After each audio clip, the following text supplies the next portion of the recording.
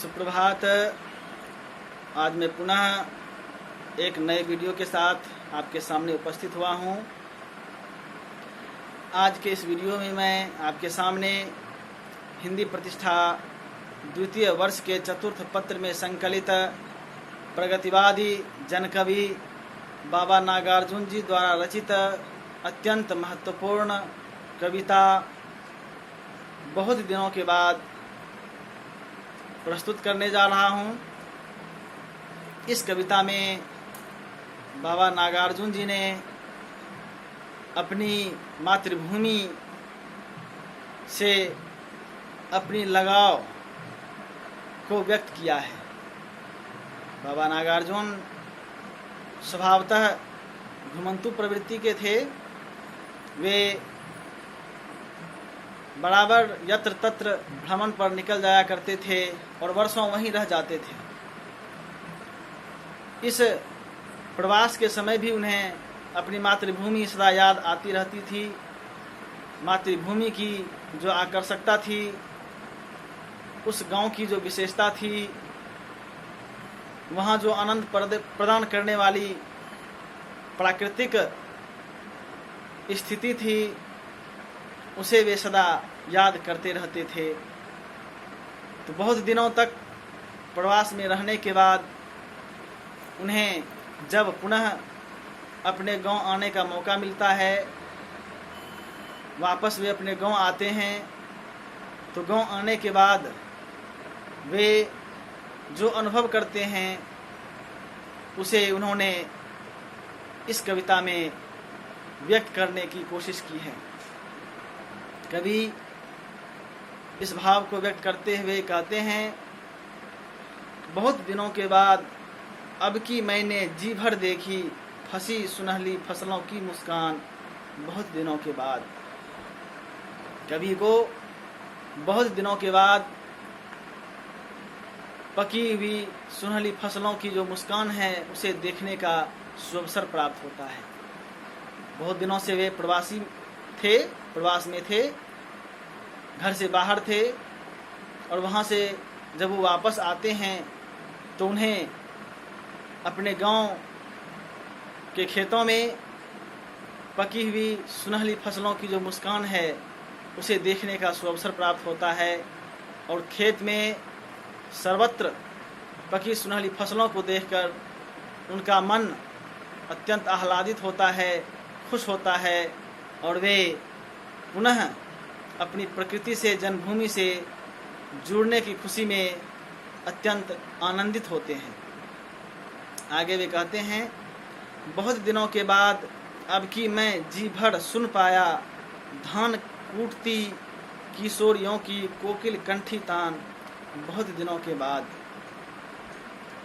पहले के समय में जब मिल नहीं हुआ करता था, धान कूटने का कोई मशीनी साधन नहीं था, कोई यंत्र नहीं था, उस समय धान से चावल निकालने के लिए महिलाएं, युवतियां उसे कूटती थीं, और कूटते समय थकान को दूर करने के लिए गीत भी गाया करती थी। उस किशोरियों की जो आवाज़ थी वह बिल्कुल कोयलों की तरह हुआ करती थी, और इस कोकिल कंठी तान को सुनकर कवि का हृदय अत्यंत आह्लादित हो जाता था, खुशियों से भर जाता था। तो आज पुनः जब वे प्रवास से वापस अपने गांव आए हैं तो उन्हें बहुत दिनों के बाद पुनः धान कूटती हुई उन किशोरियों की कोकिल कंठी तान सुनने का सुअवसर प्राप्त हुआ है, मौका मिला है।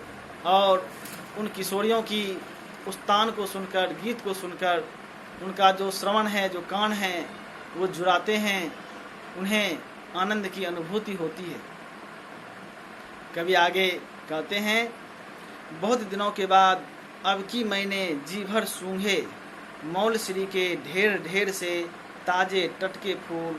बहुत दिनों के बाद कवि कहते हैं कि जब बहुत दिनों के बाद मैं गांव आया, वापस घर वापस आया, तो यहाँ मौल श्री के पेड़ में ढेर ढेर से ताजे टटके फूल खिले हुए थे, और उस फूल को देखकर उससे जो सुगंध आ रही थी उसे सूंघ सूंघ कर मेरे जो नाक हैं वो तृप्त हो गए।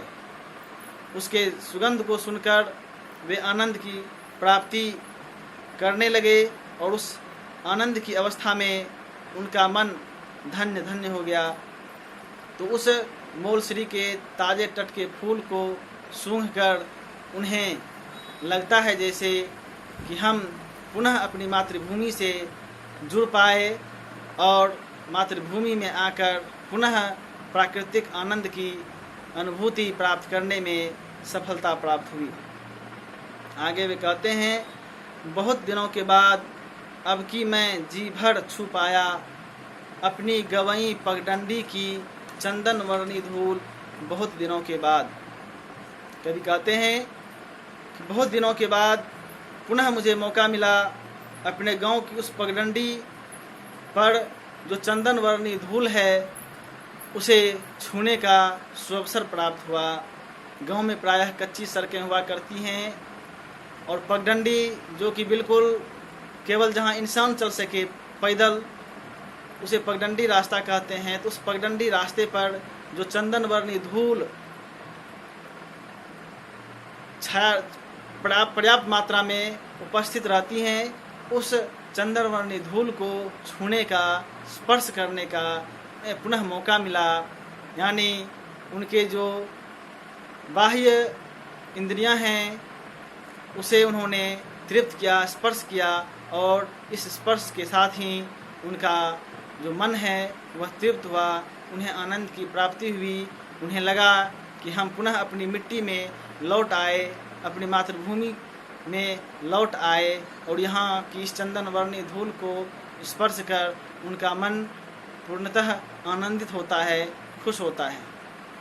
वे आगे कहते हैं, बहुत दिनों के बाद अब कि मैंने जी भर तालम खाना खाया, गन्ने चूसे जी भर। बहुत दिनों के बाद कभी कहते हैं कि अब की बार पुनः मैं जब बाहर से वापस अपने गांव आया तो बहुत दिनों के बाद जी भर कर तालम खाना, तालाब में जो मखाना होता है उसे खाने का बहुत दिनों के बाद सुअवसर प्राप्त होता है कवि को, और गन्ने चूसने का भी उन्हें पर्याप्त सुअवसर प्राप्त होता है।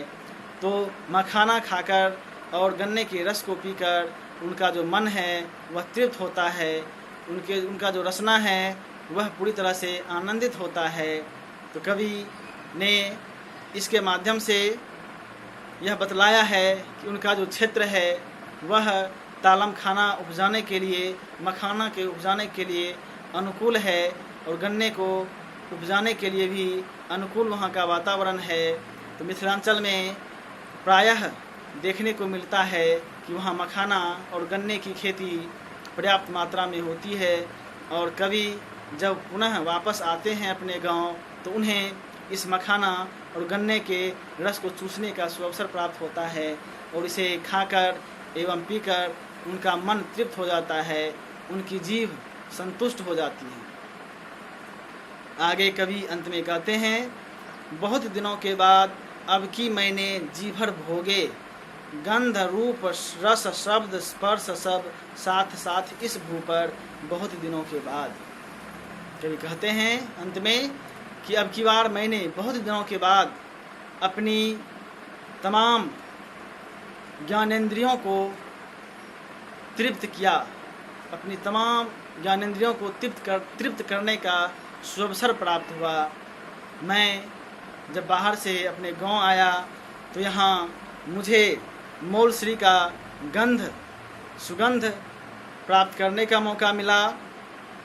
मैंने पकी हुई सुनहली फसलों की जो मुस्कान है, उसका जो रूप है उसको मैंने देखा और जो गन्ने के रस हैं, जो तालम खाना है, मखाना है, उसको खाकर मैंने रस की अनुभूति प्राप्त की, आनंद की अनुभूति प्राप्त की और कोकिल कंठितान उन किशोरियों की जो कि धान कुटती हुई गा रही थीं, उन्हें सुनकर, उनके शब्द को सुनकर, उनकी गान को सुनकर मैं धन्य धन्य हो गया। और जो पगडंडी हैं गवई, वहाँ पर जो चंदन वर्णी धूल है उसे स्पर्श कर मैं धन्य धन्य हो गया। अर्थात एक साथ हमारी जो ज्ञानेंद्रियां हैं, पांचों प्रकार की जो ज्ञानेंद्रियां हैं, वह पूरी तरह से तृप्त हो गई और मैं भी धन्य धन्य हो गया।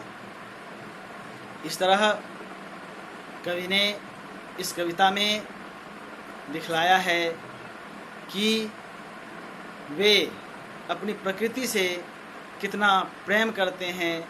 अपनी प्रकृति जो है उनके गांव की जो प्रकृति है, गांव का जो माहौल है, गांव की जो स्थिति है, गांव का जो वातावरण है, वे उन्हें कितने लुभाते हैं।